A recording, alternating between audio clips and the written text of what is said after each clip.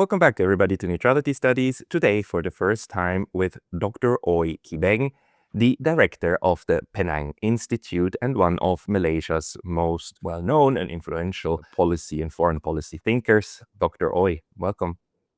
Thank you, Pascal.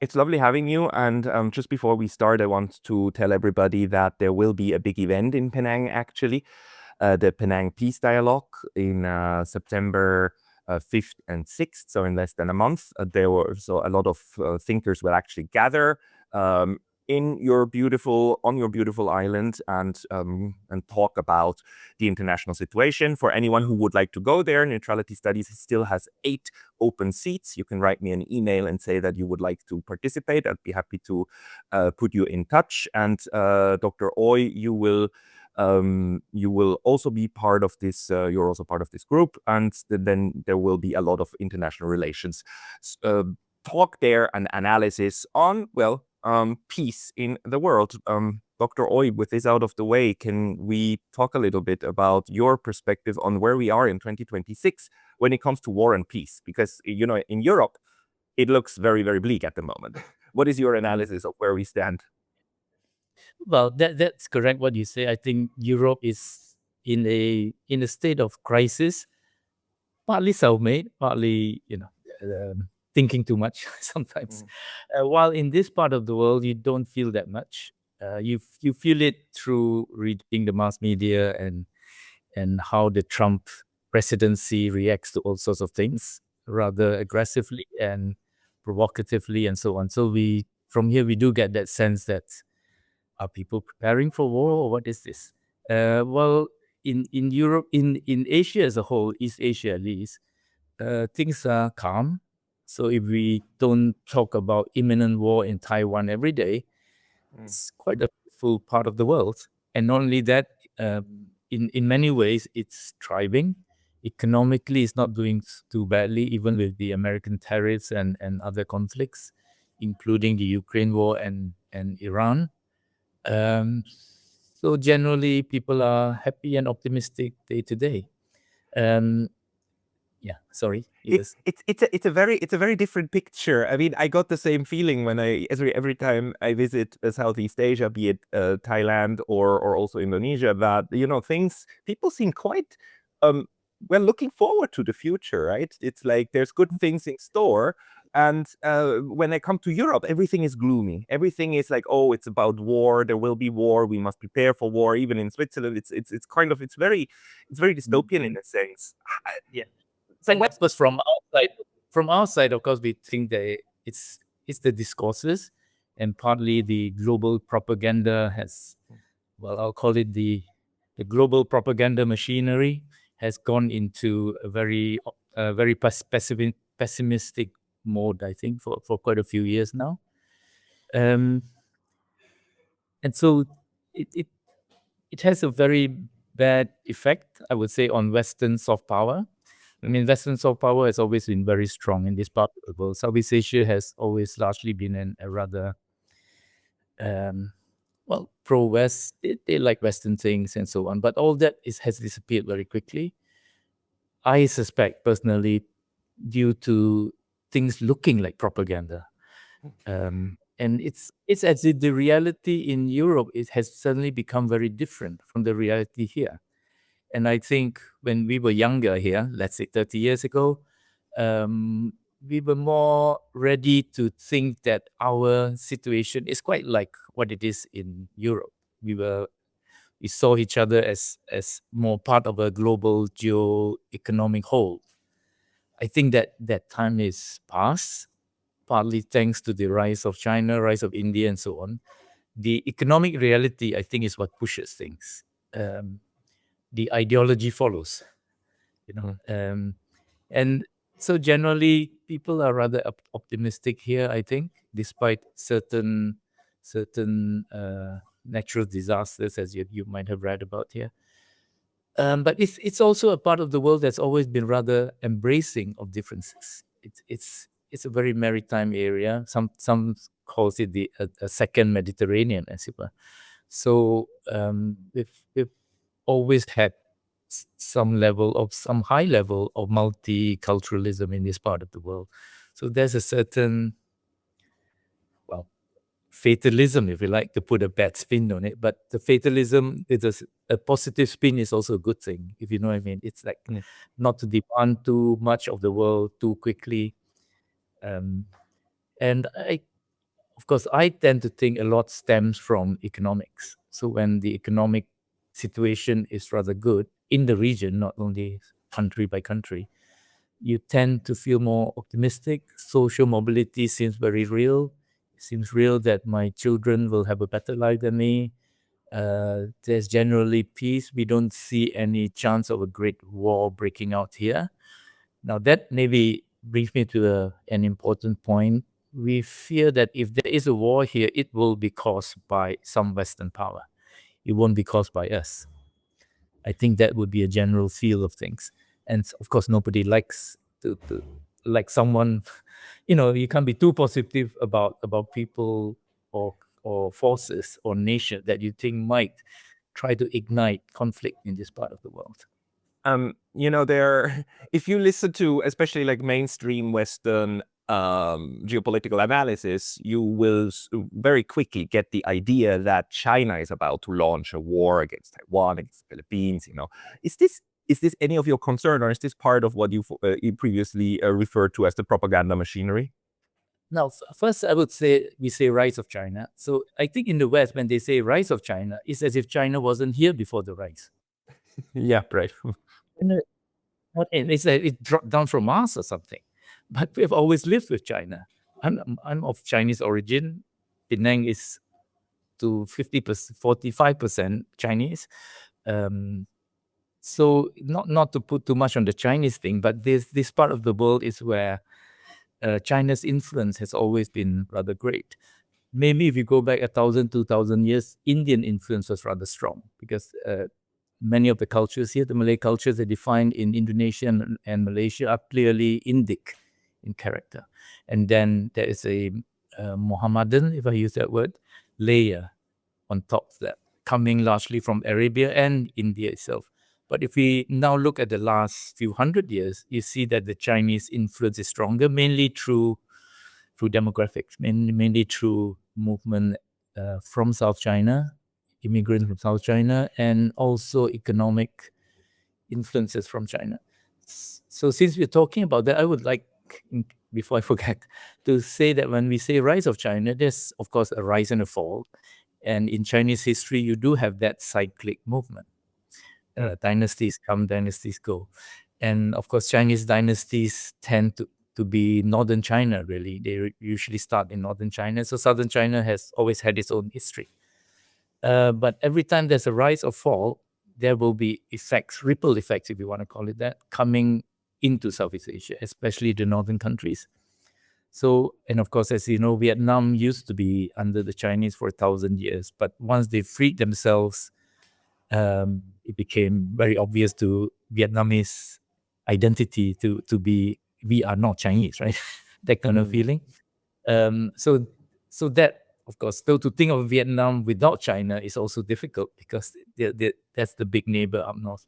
But then even further down, there have been movement by sea of people going north and south. But many from coastal China would have come down and influenced this part of the world. As we know, if we take Thailand itself, the Thai people today, a large portion of them are of Chinese origin, especially in Bangkok and so on. So all those, my long way of saying that when you say rise of China, it's just a continuing story. Hey, just a very quick note. The best way to support this channel is by signing up for my free Substack. You can also help with a paid subscription there, or you can get some of our new merch on neutralitystudies.com. Links below. See you there. It's like talking about Europe as if France doesn't belong to rise of France. What does that mean? So I would now, of course, when I put it this way, I would, of course, also like to know that this rise of China, this one is different in that it's now totally inspired by Western technologies, Western scientific mindsets, and so on, right? And all that is important, of course, because that was what led to saw the fall of China, saw the fall of the Qing Empire. They couldn't, despite being at that time the strongest economy in the world, they couldn't really, in the end, resist the largely military technology that the West had at the end of the 1800s, 1900 especially. The British century, of course, came with such might in military, commercial, ideological areas that the ancient Chinese system in the end couldn't resist it, and so it fell. So this rise is then a Hegelian step, if I use that word, of East having an antithesis that is the West, and now you have something that is, we don't know what, Westernism with Chinese characteristics, something like that, right? So we have all this mix of, is Chinese communist? Well, communist is also Western, and yes, in many ways you have a communist party running the place, but it's running the place as if it were a dynastic house almost. Like, you know what I mean? I'm trying to bring in the Hegelian idea of that there is a historical move. Yeah, going one way and then the other. So you can't just see China as if it's ancient China. It's not ancient China. Ancient China was destroyed in many ways, and this is a new construction. So in that sense, it is not just another rise of China. This rise of China is going to have larger impacts on the whole region. Yeah, and we see that. So one of my problems that I often speak about is, of course, that the West has this intense need to conceptualize the entire world, international politics, as an us versus them. Again, like again in dialectic, as there's good, there's evil, and then there's nothing in between. And I think especially Malaysia, Indonesia, Southeast Asia, it has now a long history since independence, since the 50s actually, to say like, no guys, no. I mean, Bandung was about saying this is not what it should be anymore, and that was in 55. Your prime minister at the moment has been quite outspoken of saying like, no, look, we don't pick sides, and we have a different approach at things. Do you think? What do you think about this? And do you have the impression that the Western colleagues are listening to the perspective that's coming from Malaysia, Indonesia, and other places that are not the West? Well, the West has also always been interesting in that you always have a range of values and understandings of things. At the moment, though, it seems I would use the word Orientalism, right? Perhaps the Orientalistic faction is very strong. Orientalist in the sense that if it's not West, it's bad. And I think in this part of the world, we're already thinking about a future that is necessarily multipolar in some sense, right? And so my take on that today is that multipolarity, to the extent it's already here, won't be very peaceful unless the West is not unipolar. It's not, if there's only one West, then there won't be any multipolarity because the West won't allow it. But if the West discovers that it is not one, it is many parts, and it can agree within itself that other civilizations are not, by definition, inferior, then we have a chance. But as long as the West wants to go that way, where anything non-Western is inferior, and if there's anything good outside of the West, is copied from the West, which is a ridiculous idea, but I think that seems to be part of the discourse, right? So I think going forward, our biggest challenge is to re-educate the West. Can I just ask you, like, this portrayal that you just gave, is this something that became clear to you over the last couple of years, or has it been clear for the last, for 20, 30 years? Or and how would we do that? Because I agree with you, we need to re-educate the West, but the West is like very, very education resistant. Yeah. So it's like when you go to school, first year in school, you have to make sure the kids sit down and learn that there is something to be learned. There's a point to sitting in a classroom or having a round table, as it were.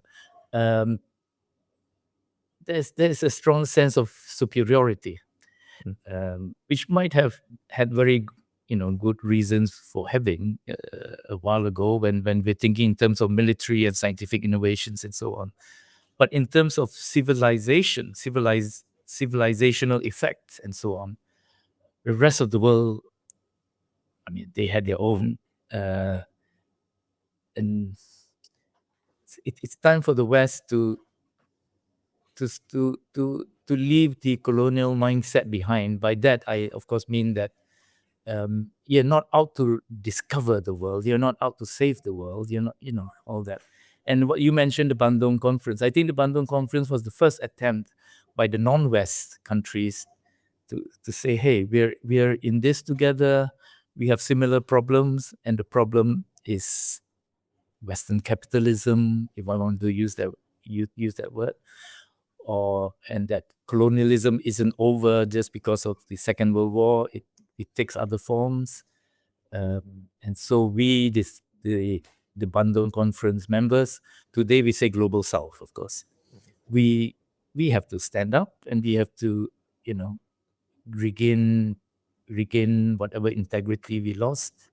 And I think to convince the West that they need re-educating will come from economic need, I think, not so much ideological. Economic need first, and then the ideology will follow. I think, that's one of my convictions, at least, that economics goes first, and then the mind follows. A bit Marxian, I would admit, but No, it's good. It's a very good point. Once you go to a place and you see tall buildings, beautiful things, etc., you start wondering how to do that yourself as well. And the West at the moment is not a champion in building new things. On the opposite, the current austerity moment is actually leading actively to the social decay. But where do you think that Southeast Asia how Southeast Asia at the moment, and Southeast Asia is maybe too big a geography, but let's say the two big ones, Malaysia and Indonesia, how they look at the warfare that's going on. What is your analysis of what led to the Iran war, for instance, and what's the analysis of what led to the Ukraine war? Can I leave that question aside and finish something you stimulated in my head, and then I'll come back to this question. You asked when I mentioned Orientalism and Western superiority and all that, and you wondered if there's something new that's coming. I would answer yes and no in that I think it's more widespread now among Asians that there are still things to be gained from their decolonizing process, as it were. And I think the rise of China has been, in that sense, epiphanic for many people here, in that they're now beginning to think beyond just being a defensive nation state that can survive in a West-dominated world. And I think for quite a few decades, independence was basically that. You know what I mean? You create a defensive nation state, and then you try to live off the world system in some sense. You start free trade zones and get Intel to build a factory, and then you're happy. Well, I'm part of the world economy now. And so the ambitions of decolonization were rather low today when we look at it. And thanks to the rise of countries like China and so on, we suddenly think, hey, we can go further than that. We can be the equal of the West as humans. We've been relating to each other since colonialism through being states, through being nations, right? I think we can go beyond that. We can relate to each other as peoples, So now to go further back to that, I think if we go not too far back in Western thinking before the Cold War ended, you had the left and right spectrum, and that allowed for all sorts of thinking to be possible, even in the West, right? And Orientalism, of course, was something that, even if Edward tried to popularize it, it came out of Western leftist thinking. And so there was that space. But with the fall of the Berlin Wall and with the coming of neoliberalism, the West sort of narrowed its framework for thinking. So a lot of what we would call leftist ideas now have disappeared, and those were very inspiring ideas. And I think a lot of it still does exist in Asia. So that's one. Yeah, that's maybe more my complete answer to your earlier question.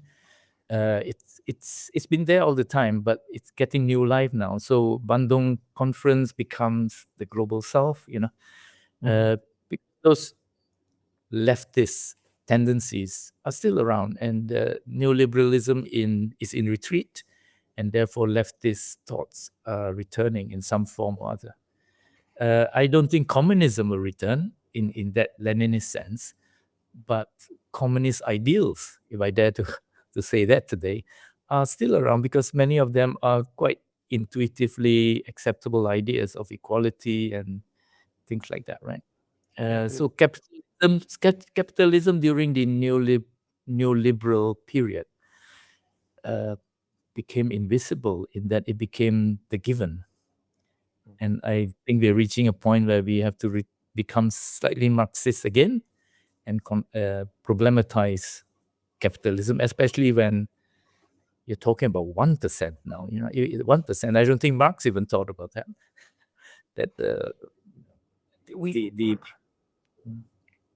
have the first dollar trillionaire in the United States. It's getting like more and more crass to the point where we see this economic discrepancy, and we see at the same time how China lifted 800 million people out of poverty and into the middle class. So I mean, the contrast is getting higher and higher. It's actually, and we don't react to it with disgust. It's really decent for a 1% to be owning, I don't know how many, 50% of the world's wealth and so on. And that is a basis for great instability in the world, I think, in the global economy. You cannot imagine that kind of difference in some country, right? Some countries do have that, I suppose, but it's not stable. People will not live with that. But there is no global solution to that at the moment. There's not a global dialogue about it anymore, as there was during the Cold War with the capitalist versus communist kind of debate. There's not. It's like, as you said, it's now the given that this is just how the world is, and you're saying that that's probably something that will change. That will change, but it might take the form of the global north, global south, and I hope it doesn't polarize the way it did during the Cold War, and that's why I would push the concept of multipolarity, even to the extent to say that we have always been multipolar, right? And it's globalization shrinking the world that made unipolarity and bipolarity possible. And we have reached a point where all parts of the world demand to be heard. And so the idea that everyone should have a space is the basis for multipolarity. But if we think that China is here to replace the US, then we're going down the same rabbit hole again. Yeah, but that's of course like also one of these Western attitudes to always think the other one is just like us, right? So because we had to dominate the world, therefore China must be like that and will try to dominate the world. Actually, that's the realist paradigm. It's like it's either us or them, and everybody acts basically like the West. One of my largest criticism of them, but you can free to react to that. But I have one more thing about Bandung. And the changes since then, because Bandung was very explicitly a Afro-Asian conference, right? Afro-Asian, and that was a big term in the Cold War. Is that still around, or is Africa and Asia kind of drifting into separate realms in your perception? But feel free to answer to whatever you would like to. I think it's still around, partly as a legacy of the Bandung or the Cold War even. Now, I lived in China quite a few years ago and to study Mandarin, and some of my classmates were Africans. So they were studying Mandarin. This is in the 1980s. We've forgotten that. During the Cold War, there were many African socialist or communist countries that had strong ties to China. So that legacy is quite continuous.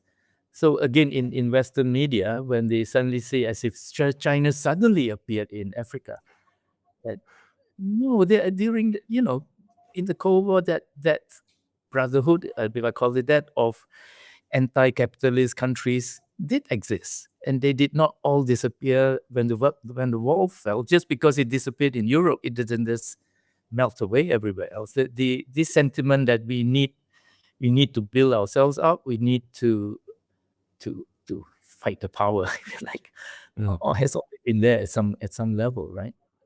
And so even since Bandung, you can have military types of leaders or more authoritarian. What always drove them was this sense that we need to be equal. We need to build ourselves up. Every country wants to have its own dignity, its own sovereignty, and so on. It's a basic human right? You cannot take integrity of peoples away from them. Now, should I try to answer your question about Ukraine? Yes, sorry, I didn't want to interrupt your train of thoughts, because it's very interesting how you're presenting this development. And let's go to the war question, but sorry, maybe before that, what you're presenting here, is this what's evident to you, or do you think that's what's evident to a lot of people in Southeast Asia? Because this is not at all evident to people in the West, in North America and Europe. It's quite amazing how there's a large group of think tankers and universities and so on, who all portray the current moment as one between good and evil, Russia and the West, and the evil mullah regime and the West, and good Israel and the evil terrorists. It's really striking, especially once you break out of that mental framework. I use the term Orientalism quite pointedly, in that if I think only of China first, I'm a sinologist, right? I study Chinese history and Chinese philosophy at Stockholm University, which has always been a great place to study sinology. And it was a given for all our students there at that time that the Western relationship to China, which was a very convenient other, had always been rather difficult, in that you would have Sinophilic periods, and then you would have periods when China is the source of all evil. So China has always been. You would always have Europeans who adore China, and then you would have Europeans who would hate China for they prescribe all evil onto China and so on. So this present period we're in, of course, has new elements in it, because China is finally the strongest economic power again, and so on. But what I can see, a lot of people who do talk bad things about China, negative things about China, haven't even been to China. So it's some kind of image they have. So actually, that's not new, because that's how it's always been for a lot of Westerners, Europeans, and so on. That China is just an image, and of course, an image it's like any neighbor you hate. You don't want to meet him, and so you're able to continue hating him because you don't see him as a person. But then if he suddenly gets cancer and his wife runs away, and then suddenly you pity him, and then suddenly he's a person, and then you go visit him and have a cup of tea with him or something.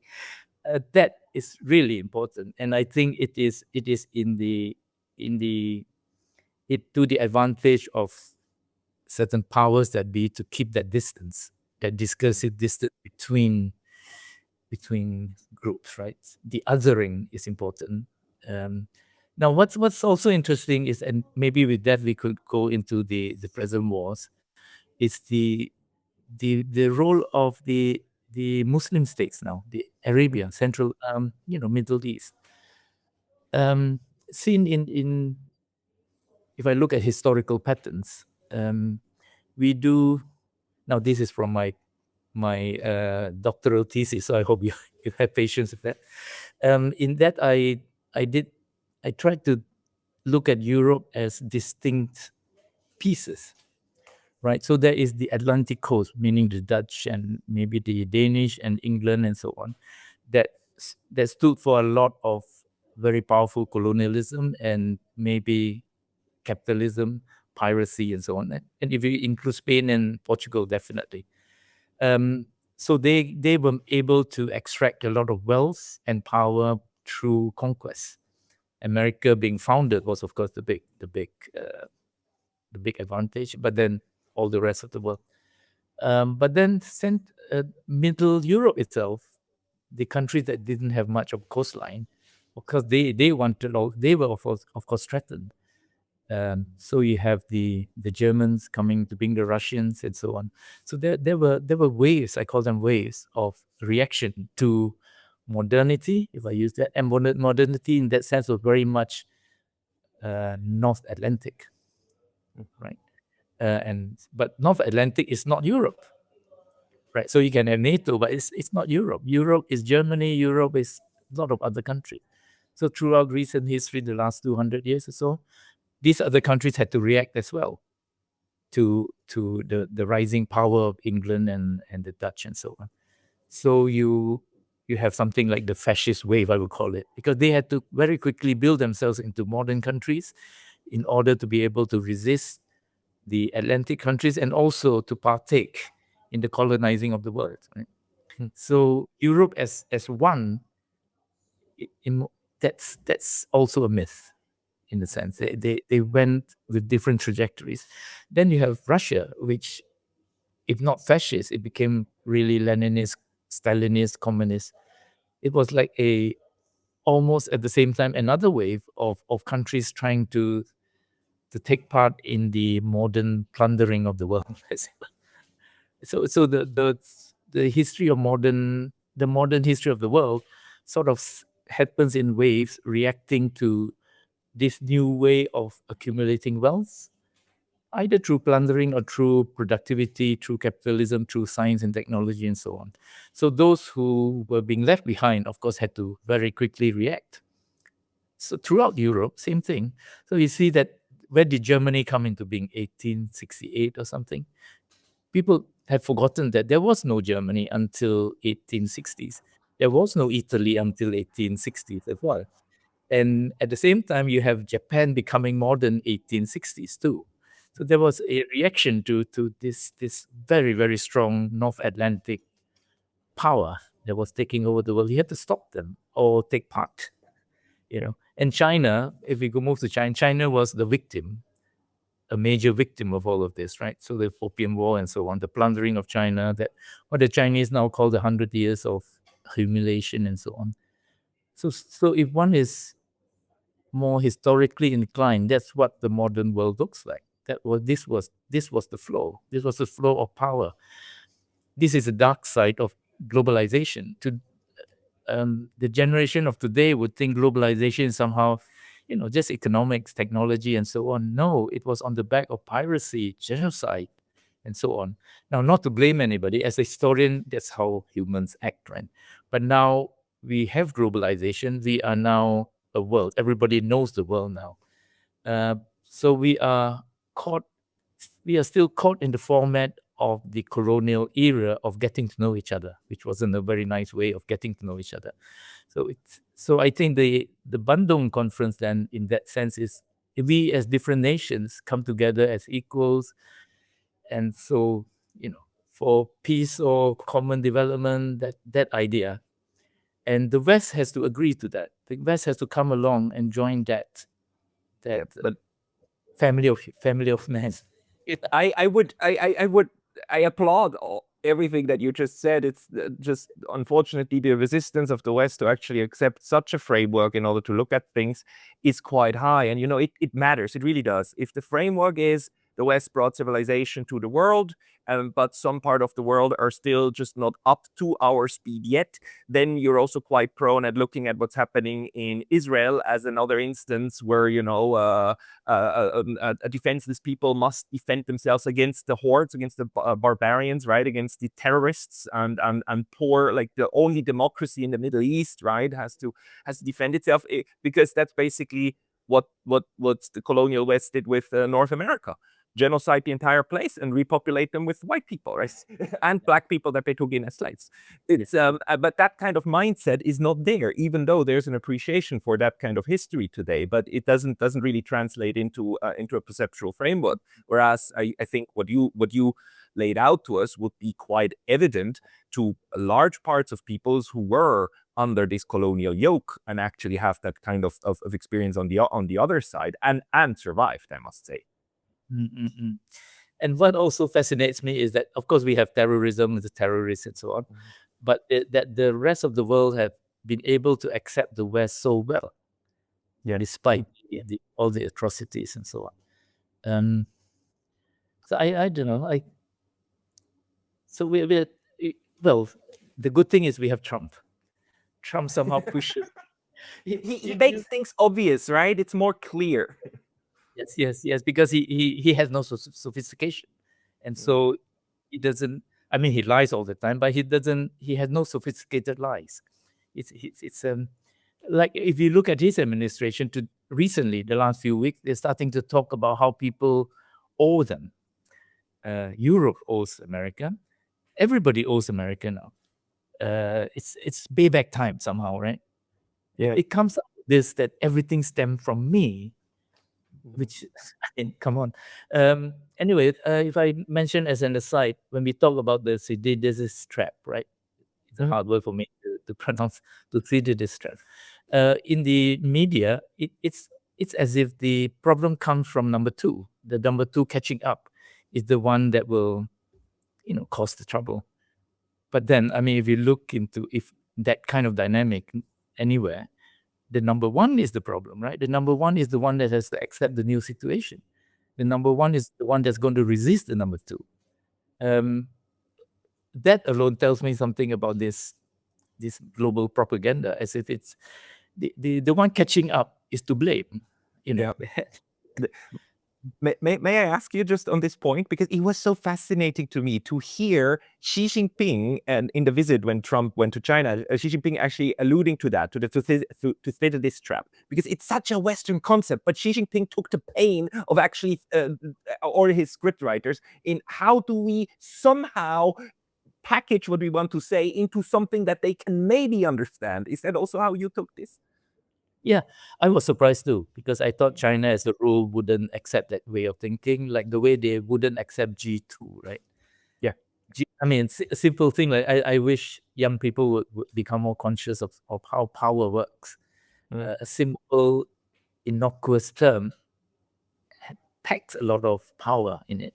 So if China had accepted G2, that means what happens to BRICS? There's no BRICS anymore. So, but the Chinese are clever enough to see that. So if I study Chinese diplomacy, I would think that they are rather conscious in language use.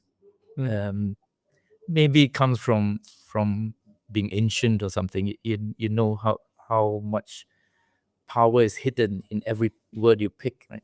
So, but in this case, when Thucydides trap was mentioned by Xi Jinping, I was thinking that he's the host. So usually, the host tries to talk like the guest, and I was wondering, is that because then otherwise he won't understand you? So you have to talk the way you know he talks. So was it that kind of context? Because that as a principle, they don't accept that kind of thinking. But since Trump does, so if you want to talk to him on his own terms in some sense, right? But I don't know if that's a good enough explanation. But I was surprised that he did use that term. It could be like he's playing host, and so you talk like your guest to some extent. Otherwise, you get the message across. Yeah, I took it as also as such. It's surprising, because I would have thought that he would try to use a Chinese concept in order to basically, talk about something how they would want to see it. But it seems to me, at least for now, that China accepted that, okay, we need Mearsheimer, etc. We need these frameworks in order to then understand how we need to package our view in a way that's accessible to them. It's so funny how in Hollywood movies always the idea is that if aliens come to Earth, it's us who figure out how they speak, and then we learn to communicate, which is obviously not. The West cannot even speak to China and figure out how China speaks. I find that so funny. Anyway. But I suppose, well, you're talking to Trump, so are you going to talk Chinese philosophy to him? I don't know. But, well, but what I was saying about what's interesting now is the claiming of global space, if I put it that way, that of the Arabic countries, or I won't say Arabic countries, the Middle East, Iran not being Arabic, right? It's about time in a way. That bit I didn't get to with my PhD thesis is that after China coming out, and I would call it the Confucian wave because it was together with the flying geese and so on. But a missing actor in that game, in that picture, was the Middle East. What's happened? Where do they come in? How is their modernizing? But then, of course, with Iran, suddenly everybody is now interested in how did the Middle East, modern Middle East, become what it became, right? And of course, Israel is right in the middle of that. It has, I suppose, a lot to do with the Ottoman, how the Ottoman was actually built up. It wasn't the same type of empire as China was an empire. And the British and the French were interested in the oil, and they cut the whole place up and so on. So it was extremely difficult for the Arabic nations to make a modernistic impact on the modern world. I suppose at one time during the Cold War, many of their governments called themselves socialists in some sense, right? Military, of course, socialists and so on. But all that has gone away, and there's no ideology that offers some chance of uniting them and so on. But in the end, it boils down to oil. And it's not the Arabic countries that are rising, it's Iran that stands its ground, as it were. And then suddenly we start thinking, hey, Iran, yeah, that's as old as China, isn't it? If not older. So we start talking civilization now, right? And how the roots go. I mean, there is a lot to that. But I think one shouldn't push the point too far about ancient Chinese and myself, that we are the same people. Right? I mean, there are trends that are... No, I won't push that point too much. We'll need another hour to discuss those issues. But now suddenly the Middle East has to have its place in the world. And that's the place where a lot of our oil comes. And so they're sort of claiming that space, but in a rather military fashion, of course. It's all built around war because colonialism hasn't ended. The impact of colonialism, of course, lives on. So you have people like Trump who go to Venezuela and say, okay, I'm king now. I want your oil. Wait a minute. I take your oil. It's mine now, period. Yeah. Are we back in the Spanish period? It looks like it, right? Oh, there's oil that I want it. I'll take it. And so Trump is good in that it gives us an insight, the present generation, into what it probably felt like 500 years ago. But isn't it very you? Because at the beginning you said we don't see any indications that there would be a big war soon. But what we're seeing with the Strait of Hormuz is actually very, very crucial to a place that you are very, very close to, the Strait of Malacca. I mean, I don't know, is Penang already officially part of the strait? I think it's too far out. We're at the end, right? But the Strait of Malacca is pivotal, right? If the United States wants to fight a war with China, it will need to cut that thing off, right? What do you, how do you assess that risk? Well, from here we'll say, hey, none of you, stay away. This is a stretch of water. People can use it. It politicize it and to weaponize it. That is war talk, of course. And I think the final hurrah of colonialism, it won't happen here. I don't think ASEAN and the countries here will allow that to happen. That the Straits of Malacca will remain open. It's for the world to use. So it's warmongering to many ears here, I think, and we don't want to be part of that. And so of course, the Iran war is interesting if we compare to Iraq or Afghanistan. Iran's, I would say, stood its ground. You are not going to take this place, right? While Iraq was taken, Afghanistan was taken. But of course, that maybe ties in with that America didn't invade Venezuela. They just took the head out. Because that's about the extent of what they can do using technological warfare. It's not infantry anymore, right? I had this discussion with Indonesian colleagues about, this ASEAN centrality and also ZOPFAN, the Zone of Peace, Freedom, and Neutrality, and that actually now we're going to get into an age where it's even more important that ASEAN somehow defends that principle. And there might come a moment when it has to militarily defend the principle that no single power shall impose its will over here, and mainly toward the Americans, as in you cannot come in with your aircraft carriers and close the Strait of Malacca. We will not accept that. Do you think this is something that's being discussed at the moment within Malaysia, Indonesia, or is it too theoretical still? That's actually a very good question, because it gets at the heart of the ASEAN problem, in that ASEAN's what shall I call it? ASEAN's agency and ability to have an impact on the world has always been rather dependent on the big powers allowing it. Right? Because there's no great power here that can keep all the major powers out. So we found that niche. I think the Southeast Asians found that niche, partly thanks to the Cold War, I suppose, of making full use of being a sort of buffer zone. We make full use of being a buffer, right? And so our convening power is one of our greatest benefits given to the world, that we can get people together, and on the sidelines, the Americans and Chinese can talk, and so on and so forth, right? So ASEAN being in the driver's seat, centrality, sort of depends on people wanting to get into your car, right? Yeah. That's Their old car. They don't need to sit in your car. They want to sit in your car because you offer them a possibility they otherwise cannot have.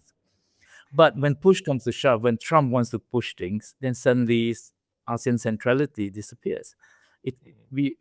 ASEAN is in a sort of crisis in what shall we do with ourselves now, and what if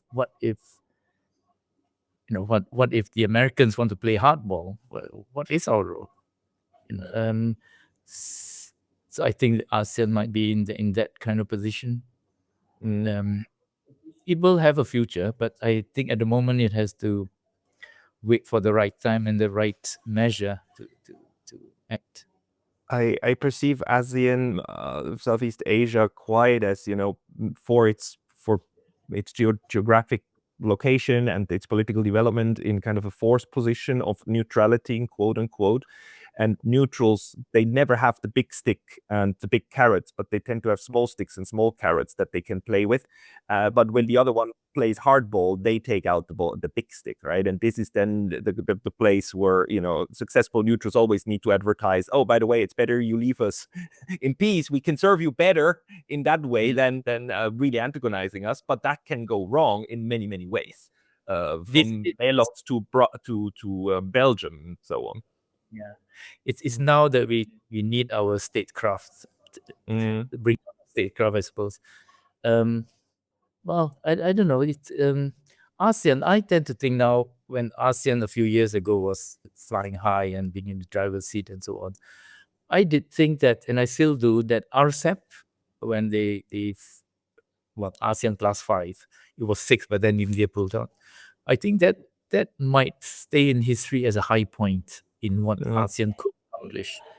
In the way you had an East Asia that could trade and talk to each other, and now if it develops well, RCEP, then we have a good reason not to go to war over anything. But I know that's rather idealistic. But I think that's one of ASEAN's chief achievements, I think. Let's see what goes. I agree. One of ASEAN's great achievements is actually to provide a possible framework for others to say, like, hey, how about we organize ourselves like this? It's not as integrated as the EU. It's not as hegemonic as the US, but it works. They stay at peace and they trade with each other. It's actually quite multipolar in itself. So I'm rather optimistic about ASEAN, actually. It's some kind of maritime culture we have here, maritime civilization that is quite different from territory-based civilization. And the ASEAN way and all that, we have to historically look at this part of the world. Now, some Southeast Asianists might not agree with me, but we were not part of the history of the world, in the sense, if we say history is about wars, about armies maritime empires. So it sort of stretches from before America was founded, it stretched from Ireland to Japan, and then even Africa was much in it. The main flow of history as we read about it is largely fought there. And Southeast Asia became part of that history with the coming of the maritime age, as it were. Right. So the Portuguese came over and so on. And of course, we've always had sea travel here, but not in that colonizing sense, as it were. And so we get drawn in, and then all of us, every part except for Thailand to some extent, became colonies.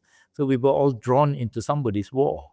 And somebody's war is, we can call it capitalism or European civilizational expansion and so on, heading for China, as it were, right? And so we get drawn into this European obsession with the China market, as it were. While we've always had something to do with the Chinese market because we are just next door to them. This part of the world used to export things to China, right? Or there will be Chinese sailors who would come down to collect whatever they wanted. Could be bird's nest soup, whatever, So that of course has been around. But once the colonialists came, it's not in one sweep. Of course, it all happens slowly over a few hundred years. We got drawn into the struggles that originated somewhere else, including, although many Southeast Asians are Muslims, but even Muslims is fine, their religion is okay, but it's this war between Christianity and Islam gets drawn in here as well. So in that sense, we in modern times, the last 400-500 years, we became part of world history, not on our conditions, but on the conditions of outside powers, right? So that is the basis for Southeast Asian culture and how we relate to people generally. We're rather peaceful people, right? I think it has something to do with the sea. If you get into a boat and then just go off, you don't know where you're going to land. So, that this thing of accepting of whatever you find is strong. You're a seafaring nation. If you're territorial, you know exactly who your neighbor is, and then you have to live with this guy for 10 generations. You might have trouble like Europe. Yeah, it at least for Europe, it caused a very bellicose kind of mindset, which we're seeing like flaring up again right now. But I'm very happy to get this quite hopeful perspective actually of yours and optimistic one, I would also say. Dr. Ooi, since we're nearing the end, people who would like to, let's say, follow your analysis or read about your take on things, where should they go? Oh, well, I've got a web page. Well, my name is Ooi Kee Beng, so I thought it would be clever to have a web page called Wiki Beng, like Wikipedia, wikibeng.com. They could go there, and most of my commentaries are available. That's a good way to think, but that's a good way to draw traffic to my website. Thank you. Yeah. Okay. So everybody, I will find it and I will put the link to your webpage into the description box of this video so people can find you. Of course, the Penang Institute is also a place, right? Where yes. So I've run Penang Institute the last nine years now. Before that, I was at Singapore's ICES, the Institute of Southeast Asian Studies, which is now called ICES Yusof Ishak Institute. And of course, they have a lot of articles as well that I have participated in editing and so on. So if you want to know a lot about the commenting on Southeast Asia and the world, I suppose these are some of the good places to go. Okay, I will link those in the description. And let me just mention one more time that if you want to, anyone listening, if you want to meet Dr. Ooi and a lot of other very fascinating thinkers, please do go to the Penang Peace Dialogue on September 5th and 6th. The pre-registration is still open until the 24th of August. There are 8 seats available through Neutrality Studies if you want to go. Otherwise, there's other ways of attending this one. Dr. Ooi, is there anything that you would like to add at this point? Well, I hope you're coming for the peace dialogue. Are you? I was supposed to be there, and I unfortunately have cannot make it, but I will have at least two very good colleagues who will be there for neutrality studies, and the discussions I'm absolutely sure will be brilliant. Well, a last word from me would be I think we have to accept globalization as coming to the end of a certain stage. We have now to look back on globalization itself and do some spring cleaning, get rid of attitudes and thinking that came along the way, because it was a very conflict-laden era, the last few hundred years. And a lot of our language, the language we use in international relations and in describing others, are rather confrontational and sadly rather erroneous in many ways. And the new stage of globalization would be about, well, re-looking at how we talk about each other and look at each other, and there's a need to accept difference, not just to see difference as, someone is different because he's trying to catch up with me. No, he's different. He's different. And if he, a more empathy. I couldn't agree more. We need a new language and better models to conceptualize the world, and I think the world has a lot to learn from Southeast Asia. So I'm very glad to have your opinion, Dr. Ooi Kee Beng. Thank you so much for your time today. Thank you.